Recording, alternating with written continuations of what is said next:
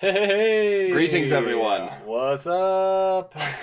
Welcome back to Underqualified, the video show, not podcast It's the yet, web show. where we talk about things that we think are interesting, but we are not particularly qualified to talk about, hence the name. For those of you who have not partaken in our content before, welcome. We will go over the rules briefly. The first and most important rule is that we will only say things that are true as far as we understand when we are talking to you about whatever it is that we're talking about. Rule number 2 is if you know better than we do about whatever it is that we are talking about, you are required by law to tell us either if we are wrong or just share your information that you can contribute to the topic. And rule number 3 is be nice. Because the name of the podcast is Underqualified, so we're probably going to get things wrong on a somewhat regular basis. That's never our intention, but when we do, just don't yell at us. You're getting pretty snappy with that little intro bit, really. It's very succinct. And so Done this a few today, times now. Today we have two completely unrelated topics for probably the first time. We've tried to stick to a theme in the earlier episodes, and now there's no segue. Nope. There's no nice transition from the end of my talk to Nicholas's talk. It's going to be a hard cut. There's very little that we can do for you if you like transitions.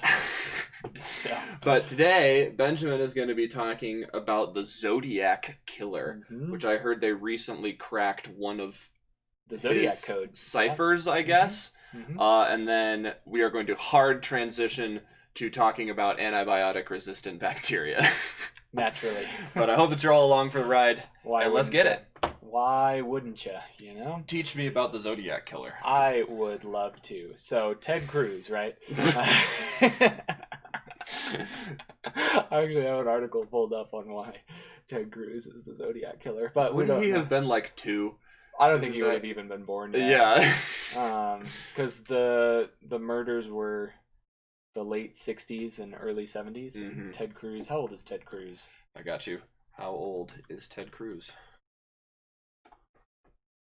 He is 50. Yeah. 50? No, he wasn't even born until 1970. Yeah.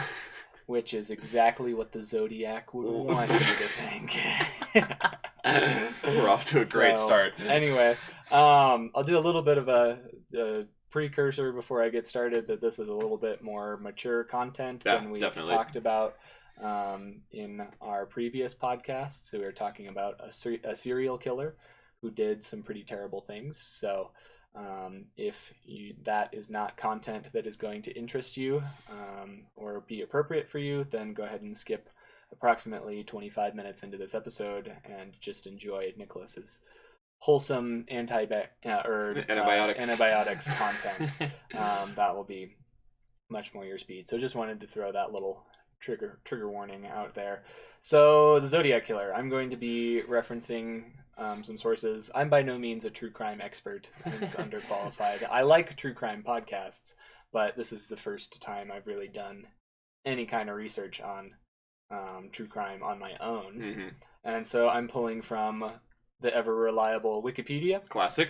I'm pulling from a BBC article on the Zodiac code specifically, and a history.com article about various Zodiac suspects, and a little background on the Zodiac killer from biography.com. And then the Ted Cruz is the Zodiac killer article is from Vox. Oh, good. Of course. So, as I said, the Zodiac killer, also just known as the Zodiac, which is very, I don't know, ooh, spooky, scary, is the, operating name of a serial killer who operated in Northern California for the late 60s and early 70s. And he is, to this day, unidentified. We'll get into, it's considered a cold case. And we'll get into some of the folks that were considered suspects while this was an active case. A lot of them are probably dead now, yeah? Yeah, or at least getting very old. And I think there are a couple of them that are imprisoned for other things. But I'm not totally sure about that. So, and I'm sure a lot of you have seen the sort of creepy police sketch of the description of the Zodiac. Yeah. It's like a guy with like middle-aged white man with short hair and thick rimmed glasses, and so that's sort of, but that hasn't been used to associate with any particular person. There are a number of middle-aged white men. I was gonna say that's several million people that look like that. Yep. And so he only has five murder victims is a lot, but there are 5 people that are confirmed to have been killed by the Zodiac, and 2 people who were injured. The projection is between 20 and 28 total victims for the Zodiac. Wow. He claims that's the big thing with the Zodiac killer that's fascinating for a lot of people, is all his communications with the police, and sort of taunting them as he's continuing to go on this killing spree. And in his letters to the police, he claims to have killed 37 people, but that is not what is projected by investigators. And so the 5 known victims were in how do you say this name in California? Vallejo? I don't know. Vallejo? Vallejo? Benicia, Vallejo, Napa County, and San Francisco between December 1968 and October 1969. So those are the confirmed cases. He's known for targeting young couples. And so coming up on young couples while they're in the car together. And the 2 confirmed injured people are who survived were men. The male half of the couple who survived attempted murder. I see. And so this case was marked inactive in 2004, and reopened at some point prior to March 2007. And so I was wrong. It's actually, the case is still open in the city of Vallejo, as well as Napa County and Solano County. The California Department of Justice has maintained an open case file on the Zodiac murders since 1969. So, what do I want to talk about first? We'll do just a little bit more background on this case. Before I want to spend a good bit of time on the Zodiac code, because that's sort of the recent development, why it's back in the news, and why I thought of it as a potential topic to talk about on this podcast, this web show. Yeah, and so let's see here. Might someday be a podcast. Yeah. We're working on it. Right. So, as I said, one of the big hallmarks of Zodiac murders are correspondence with police talking about what happened. And so some of that was written, just handwritten, plain English, and some of that was written in code. And it's the letters that were encoded that have just recently been decrypted. But even the stuff that he was willing to write in plain English is still pretty chilling. And so, for instance, on August 1st, 1969, the several news organizations in San Francisco received handwritten letters in an envelope without a return address, which read, "Dear editor, I am the killer of the 2 teenagers last Christmas at Lake Herman." And the letters contained a bunch of details on the murders that only the killer would have known. And this I didn't know, he threatened further attacks if the letters weren't printed on the front page of the papers. So he wanted that publicity. Wanted the attention. He wanted the attention. And so that's sort of another common theme when we talk about this particular case, is wanting all the scrutiny, wanting as many people as possible to be trying to figure out who it is, and still being able to get away with it. This is still, 60s and 70s, and so I don't think there was much going on with DNA identification or anything like that. So since a lot of the murders were in fairly isolated locations outside of the city, and with only one or two only the two people we know of for sure who like survived an encounter. Right. There wasn't a ton for the police to go on. So the Zodiac killer marked the letters with a symbol that was a circle and a cross through it, which also is recognizable for like the Zodiac killer in popular media. Mm-hmm. Yeah, for sure. And so that became known as the killer's symbol. And the letters that he sent were also each accompanied by one part of a 3-part cipher that he claimed contained his identity. And so that's why there was that's a different cipher. Okay. Yeah, there's multiple, and they've only cracked one, is what I've heard. There are a number of ciphers. So Bay Area police departments and the FBI were working to track him, and then he sent another letter to the San Francisco Examiner. It said, "Dear editor," or began, "Dear editor, this is the Zodiac speaking," and it again described multiple murders in detail and taunted the police for not having been able to crack the code or catch him. And so then this is coming off of the biography.com article, so thanks to them for assembling this research. And then actually a high school teacher and his wife were the first ones to solve a cipher, one of the ciphers that he sent. And this is pretty, give me the creeps, but he says, "I like killing people because it's so much fun. It's more fun than killing wild game in the forest because man is the most dangerous animal of all." So this is a very messed up person. Yeah. And it's sort of, I don't know what it is about true crime, but it's like I want to look away but I can't. True. And so Zodiac continued his correspondence with Bay Area papers and claimed several more murders and continued to mock the police. Stopped sending letters in 1974, but the investigation did not stop. And so that brings us, I won't go into the specifics of any particular murders, just in the interest of keeping things a little less graphic. Yeah. Even though with the little precursor at the beginning, I just don't really want to go into all of that yet. No, that's fair. And so now let's talk about the most recent code breaking that has happened with the Zodiac killer.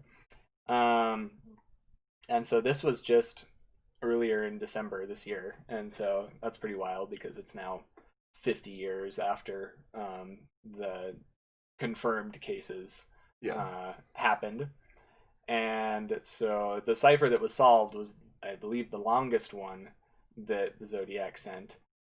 So 340 character cipher solved 51 years after it was sent to the San Francisco Chronicle by the Zodiac killer. Wow. And this is confirmed by the FBI. And so this was solved by 3 people who aren't identified by the BBC, who are from the US, Belgium, and Australia. And so I just think that's interesting on the one hand because it's the sort of global focus on the case. And so this person has definitely become a pop culture event.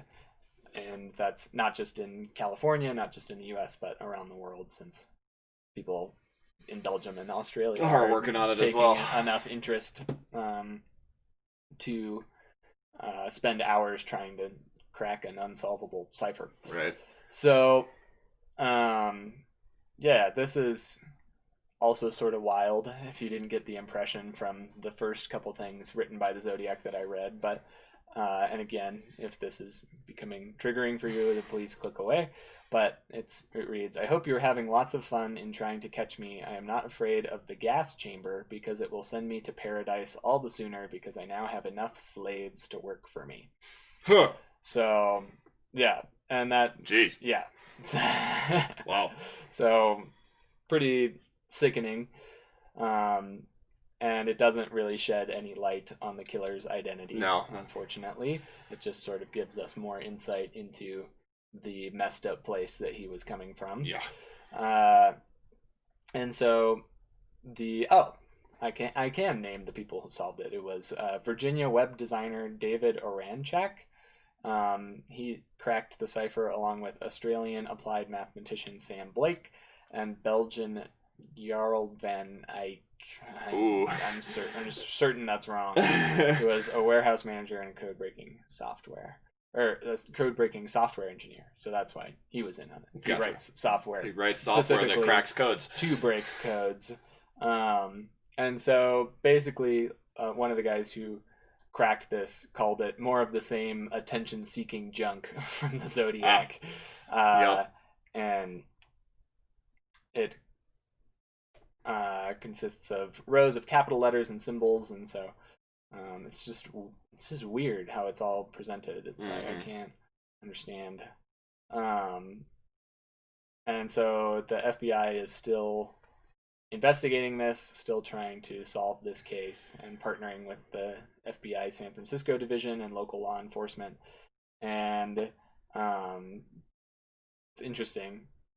When this came out and was publicized, they said the investigation is ongoing, so out of respect for the victims and their families, they couldn't comment on it. And so it's just sort of a reminder that it's not a closed case. And so let's talk a little bit about, in my remaining time, the prime suspects in this case. And obviously not making a guilty, not guilty verdict because no charges have been brought against anyone posthumously or not. So,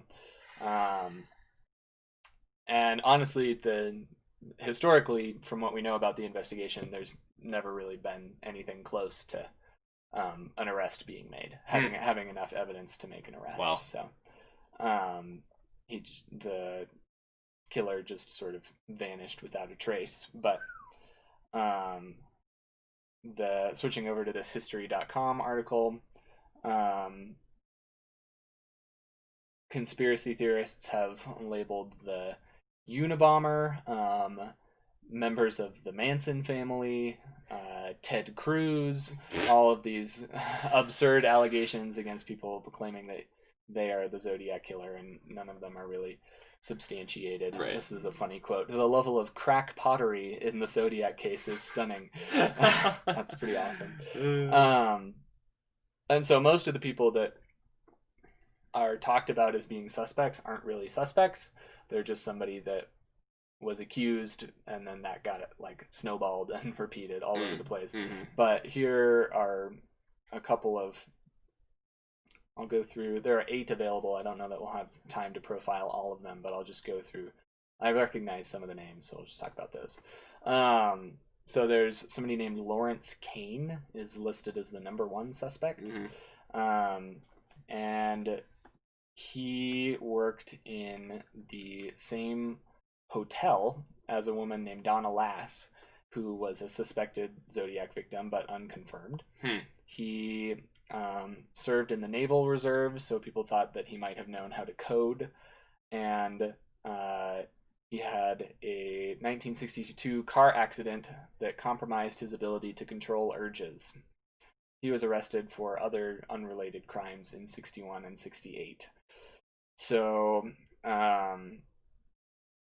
the more evidence piled against him. Police officer who was on the case in the 80s claimed that Kane's name was in one of the Zodiac ciphers, and that someone had identified a photo of Kane with one of the Zodiac's victims.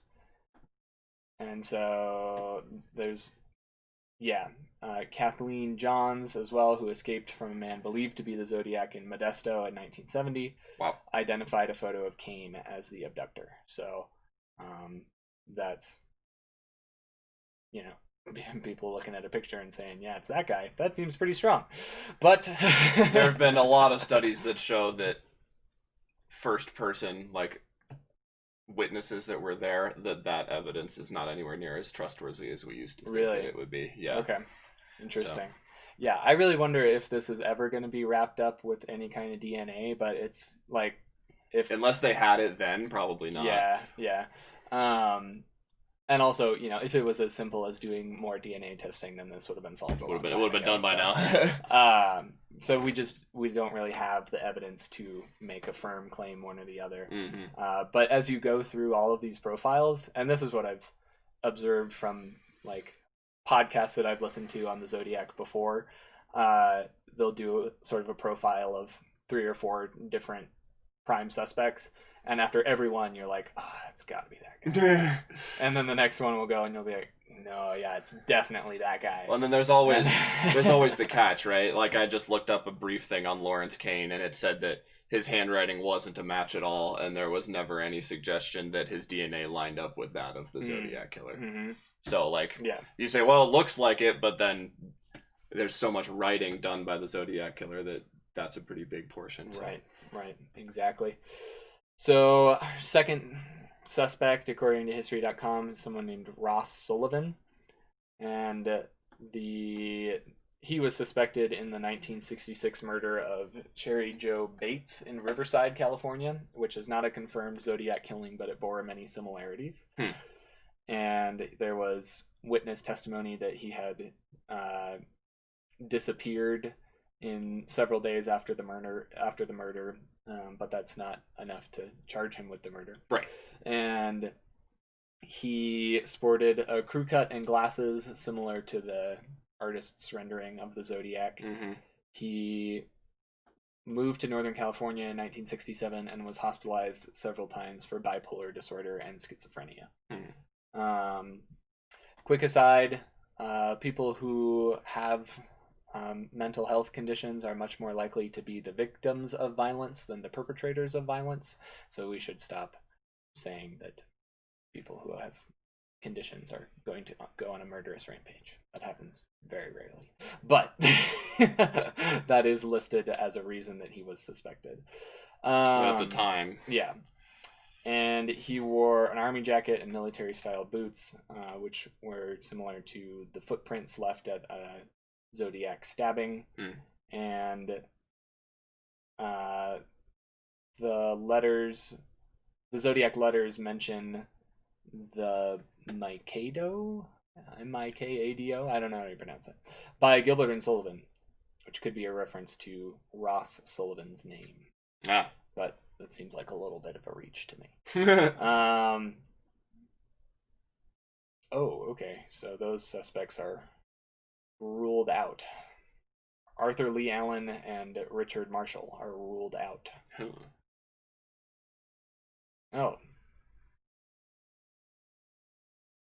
Looks like the rest of these are ruled out. So those top 2 are the only 2. Are really the 2. Interesting. That are not, like, there's not strong evidence recusing them from being a suspect. But I know that Arthur Lee Allen was one of the in pop culture, he was like one of the biggest people associated with the Zodiac killings.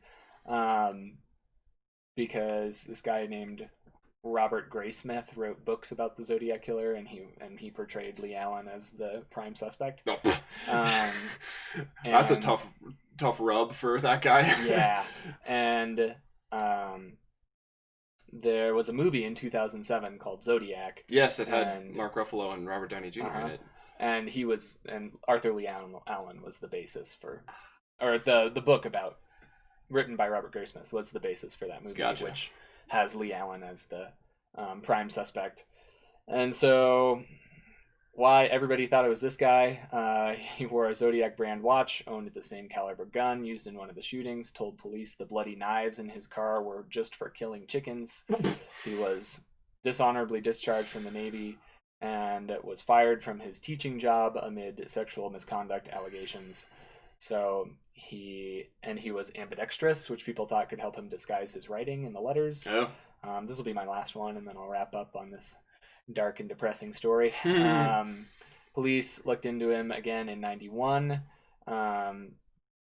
after informant said that Allen had boasted to him about killing a cab driver, and a survivor of an attack identified Allen as the shooter. But he was ultimately, Allen is now deceased. The 2007 movie about the Zodiac says that police were like closing in on convicting him when he passed away, but you can be found guilty of a crime after you die, so that wouldn't it wouldn't really have stopped them. Wouldn't really. They might have been disappointed that they couldn't get him in jail, but they wouldn't have probably stopped the investigation. And so basically, he was ruled out as a suspect because he seems like a really perfect suspect as long as you only get testimony from people who think he's guilty. That's what one of the interviewed detectives says. So he didn't match witness descriptions. His fingerprints didn't match those found in the cab of one of the murders. And his palm print didn't match one found on the Zodiac letter. His DNA didn't match the partial DNA profile. Searches of his home found no incriminating evidence, and samples left and right of handwriting. Totally misread that sentence. Of his right and left hand writing. Right, because he could write with both hands. Neither of them matched the Zodiac's, so the hard evidence is not there. None of it, it was all circumstantial. So I'm going to wrap up there. I ran a little long, but there's tons and tons of information about this from a lot of great sources. And a lot of less great sources as well. And a lot of worse sources. So lots of stuff has been said about it, and we are really no closer to solving the mystery, even with the new 340 character solved cycle. Yeah, well, that thing that you read to me really doesn't actually help with anything. It's just creepy. It's just gross. Yeah, it's just like... Well, you can see how people disappear down that rabbit hole, right? Because it's so intriguing, and there's so little there. Yeah. But yeah, we're going to make an absolute hard break. Pause the video if you need to, get some water. Stretch. Take a deep breath, do some stretches, and we're going to go back into hard science here. Talk a little bit about antibiotics and how they work, and how they are starting to not work, why that's a problem, and how we're addressing it. So there's lots of different angles to that. It's a big problem, but it's the uplifting topic this week. Right? So antibiotics, sort of as we know them today, were really pioneered in the early 20th century with the discovery of penicillin, which I believe was Dr. Andrew Fleming discovered penicillin, but I don't have that in front of me. But I know Alexander Fleming. Ooh, I was close. So he was awarded the Nobel Prize in Medicine for that. And penicillin, for a very long time, was really it. And it was all that we needed, because it was the first antibiotic that we had, and so it killed most things. It's actually derived from a mold, which sounds scary and like you shouldn't be putting it in you, but because of the way that he, what's the word that I'm looking for? Extracted it from the sample, there was no danger to those of you who might have a mold allergy. But so almost immediately there were examples of bacteria that were resistant to the penicillin that they were using at the time. And the way that antibiotic resistance occurs is really a perfect example of evolution on a microbiological scale. So it's really hard for humans in a human timescale to study evolution, because obviously other mammals and creatures on this planet live with lifespans that are fairly comparable to ours if they're larger organisms, and so you can't do 500 generations worth of evolutionary study on turtles, because small little ones that you might keep in your house can live 25 years or something like that, so you've done 4 generations and now you're dead, and right. So but with bacteria, some cells and bacterial cultures can take over a plate in 24 hours. So you can have, depending on the bacteria, some of them grow more slowly than others, but you can have thousands, if not millions, of generations that you can work with in a laboratory setting to get a better understanding of the way that their genetics change. And so it's a really simple process. there's bacteria in your body that have entered and caused an infection, and you are now taking, let's still say, penicillin, and you're killing those bacteria with the penicillin.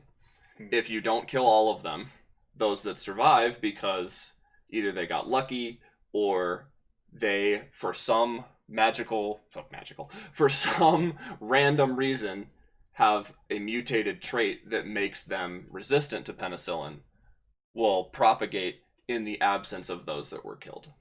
And so almost instantaneously, there's a drastic evolutionary change in that bacteria. And so as that has continued to happen, scientists have had to continue to research new antibiotics to throw at various bacterial infections. And not all antibiotics work the same way, which is why you don't just get a Z-Pak, which is azithromycin, when you have every type of bacterial infection, because they don't all work for every bacteria. And those various different classes of antibiotics can do various different things. And so a lot of them will attack the external structure of the bacteria, but because the external structure of bacteria can vary a lot, if you have something that's like going to destroy the primary outer wall, but you have an infection of a bacteria that doesn't have a primary outer wall, well, that's not going to do anything. And so that is sort of that's what leads to the different prescriptions based on the infection that you may or may not have. So what are some of those different kinds of antibiotics? Like the penicillin. Pull up antibiotic classes. And I know there are different kinds of penicillin too, right? Yeah. So like amoxicillin and there's all sorts of them, and a lot of these names are not really going to mean anything. But just to give you an idea of how wide a variety this is, because we say, I'm going to take an antibiotic. Well, that could be aminoglycosides, carbapenems, cephalosporins, fluoroquinolones, glycopeptides and lipoglycopeptides, macrolides, monobactams, oxazolidinones, penicillins, polypeptides, rifamycins, sulfonamides, streptogramins, and tetracyclines are all different types of antibiotics. So when you go to the doctor and you say, I want an antibiotic, that can mean all sorts of different things. Which brings me to one of the first problems that has led to this increased growth in the number of antibiotic-resistant bacteria, which is going to the doctor and demanding an antibiotic when you don't have a bacterial infection, which is something that I talked about previously in one of our other videos, but I'll spend a little bit more time on it now, which is that viruses are not treated by antibiotics. Antibiotics are antibacterials. So if you have a viral infection and you are taking an antibacterial, all that you're doing is killing some of the bacteria in your microbiome, which is the thing that I think a lot of people just don't know. But antibiotics kill bacteria. It's not like they're soldiers with a mission. They go into your system and they kill every type of bacteria that they interact with. So if you have bacteria that fall into the same category as your unhealthy infection that are part of your healthy microbiome, that antibiotic is going to kill those as well. Which is how we can get things like C. diff infections, where if you're on really heavy antibiotics for a really long time, you can throw off the balance of your microbiome in your gut so much that something that is normally healthy and part of your system will proliferate in the absence of those bacteria that would be there to keep it in check. And now you suddenly have a really persistent, really unpleasant, and sometimes lethal infection, essentially, that has developed with perfectly healthy bacteria that you would have all the time. Right. And even in just less severe cases, bacteria aids in food digestion and helps with digestive problems. So if you kill all the bacteria in your gut, you're likely to experience, stomach pain and diarrhea, etc. So. You'll notice a lot of, if you read, your bottle when you get an antibiotic for whatever infection you might have, there are several classes that diarrhea is a really common side effect because it will imbalance your stomach. So that's sort of the one that gets talked about the most, is people go in with a head cold and they demand a Z-Pak, which is part of why azithromycin, we always start with that, because if it works, that's great. But a lot of the times it doesn't. But other ways that this has started to happen is people do not finish their pills, which we see all the time with antibacterial infections. Is you get a 10-day course and you're feeling better by day 8. So you say, I'm good. I don't need to take days 9 and 10 because I'm fine. And there's several reasons that that's a problem. Because first of all, you very well might not be fine. You might still have that infection, but it's just been reduced to a level that you can now function in the way that you're accustomed to. But it could still proliferate from that reduced population of bacteria. And even if it grows back really slowly, that bacterial infection that returns is now in all likelihood going to be resistant to whatever antibacterial you were taking.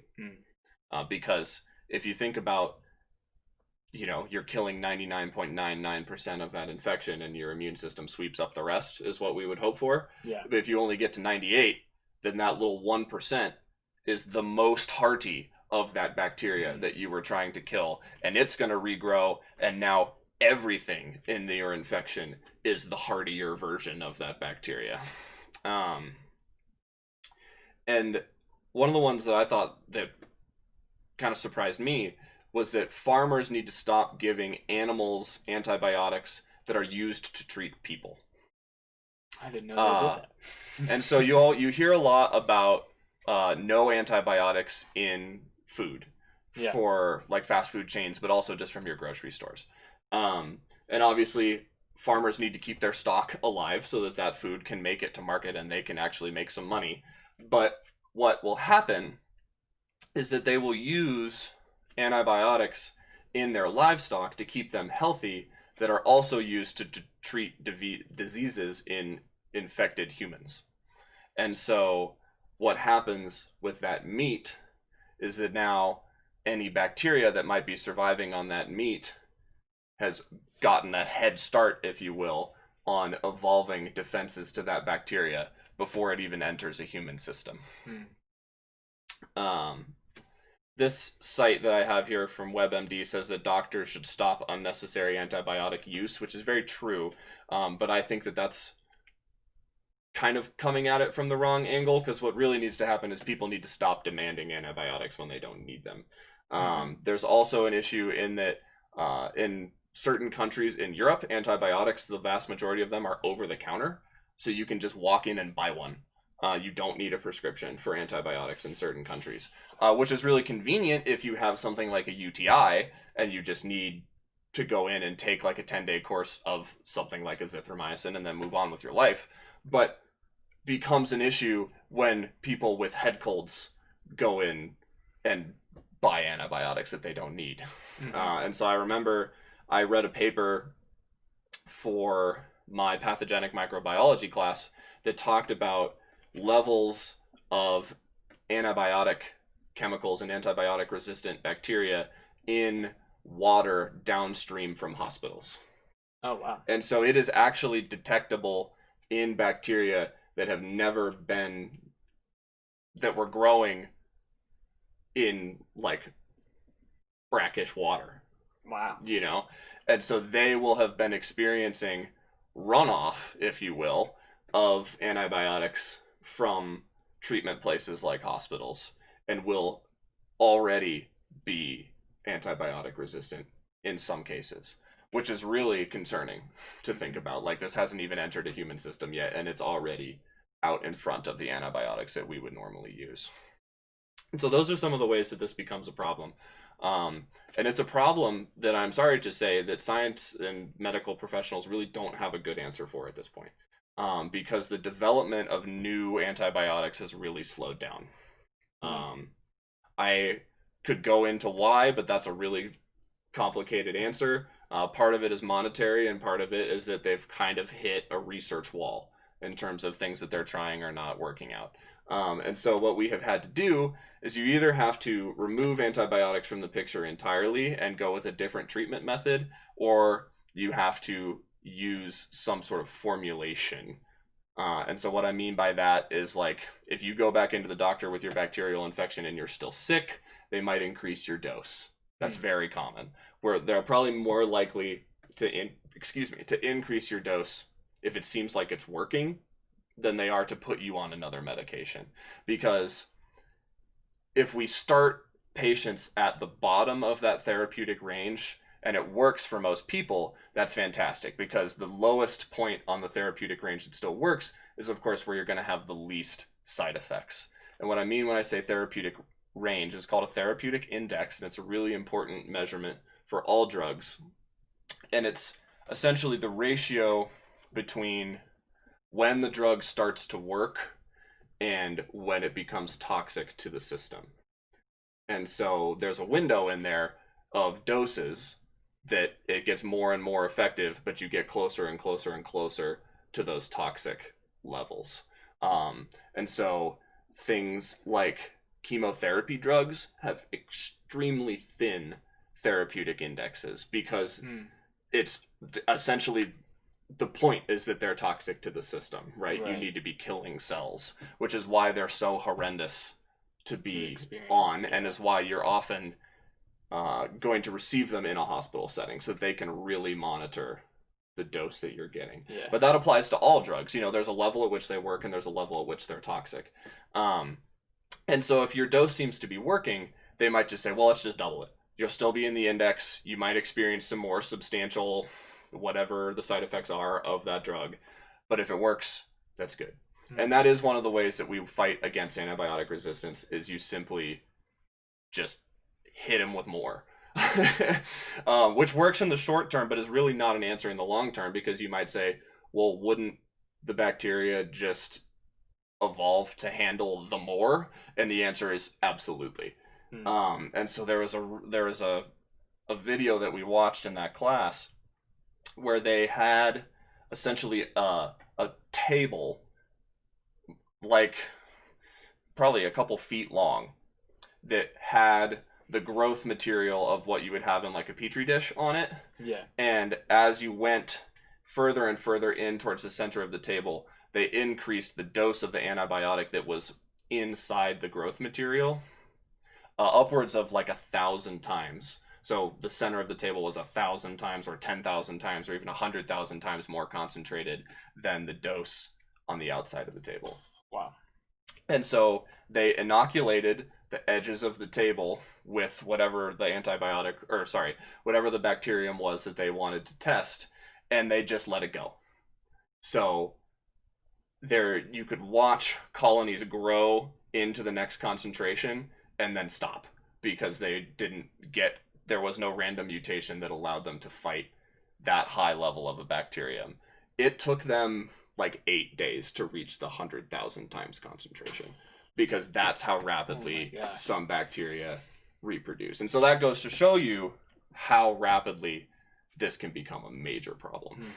And so a lot of bacteria, a lot of names that you might have heard colloquially are because of antibiotic resistant bacteria. So MRSA, which is a name that a lot of people know, especially if you have family members who are getting older. That's an acronym that unfortunately you're going to become very familiar with. It's an extremely unpleasant, extremely contagious, and extremely hard to get rid of bacterial skin infection. It's really common in hospitals and long-term care facilities. And MRSA just stands for methicillin-resistant Staph aureus.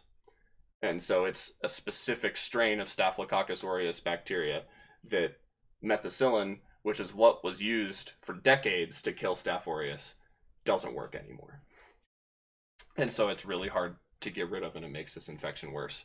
On a little bit more of a pop culture level, I don't know if you've heard of super gonorrhea, which is a horrendous name, but it's a strain of the gonorrhea infection that the previously prescribed antibiotics don't work on. And so what this leads to is longer infections, more severe infections, and unfortunately in some cases deaths. And there's instances with the super gonorrhea, not of deaths, but of doctors just saying, well, you're just going to have this forever. Yeah. Because we truly do not have a way to get rid of it right now. Because if there's only one antibiotic that works on this particular bacterial infection, which isn't necessarily true of all bacteria, but is definitely true of some, if it evolves to be resistant to that antibiotic and you have maxed out the dose, you're done. That's, pack it in, go home. That's all that doctors have. It's not like we've got something hiding in the back waiting to. But in other cases, they can do what's called an antibiotic cocktail, which will happen oftentimes in hospitals if someone comes in with a really severe infection that they aren't sure what it is. So if someone comes in and you're diagnosed with sepsis, they're going to hit you with vancomycin, which is by and large the strongest antibiotic that we have.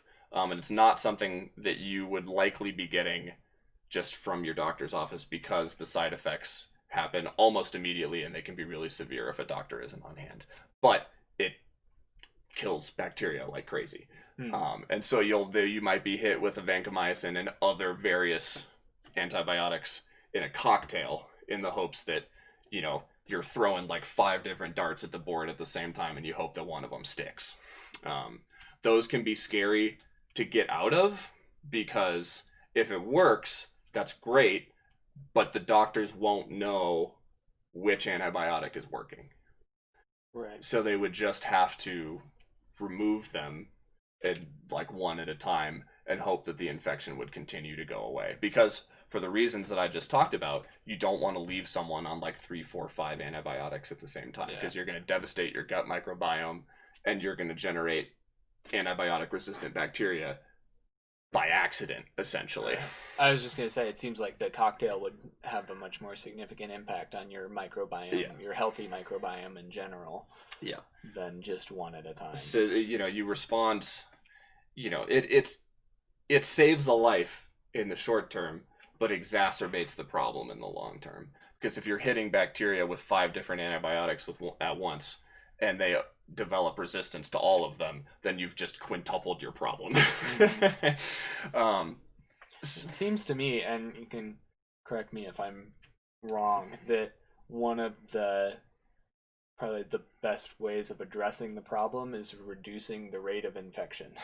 So we're talking about like immunization, food preparation guidelines, just general sanitation and cleanliness. Absolutely. And all of those things to reduce the number of bacterial infections so that you don't have to use them as much. Not only are we just trying to use strong antibiotics less and trying to use them responsibly, but we just have to use them less because we're seeing fewer infections. Yep. No, and that is actually in the what can you do portion of this article that I'm quoting from WebMD.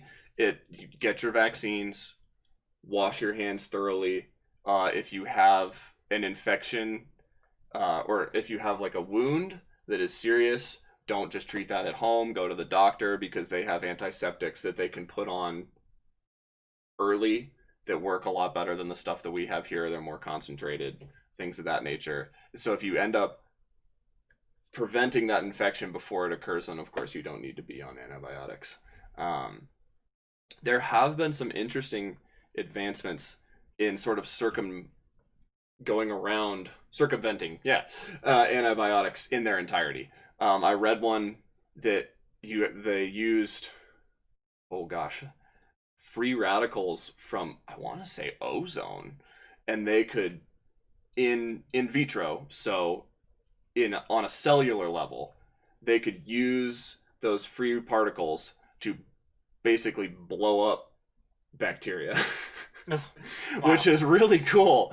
But of course, if you know your chemistry, both ozone and free radicals are really bad. The ozone is extremely really unstable and is dangerous to ingest, and free radicals can cause cancer if used improperly. But that is one example of ways that scientists are saying, well, antibiotics, we might be getting to the end of the rope here.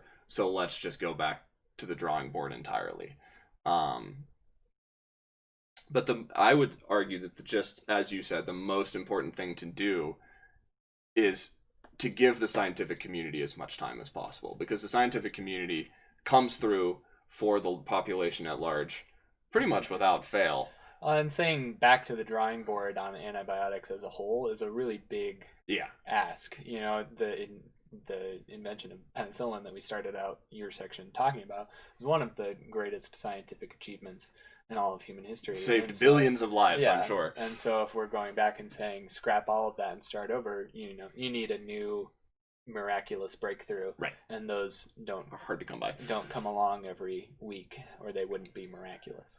Yeah. So I think it's important to clarify that what I'm saying is not avoid antibiotics. If you have an infection, go to the doctor immediately, because the sooner that they find out that you have the infection, the more likely that you are to be successful with those lower levels and less severe antibiotic treatments.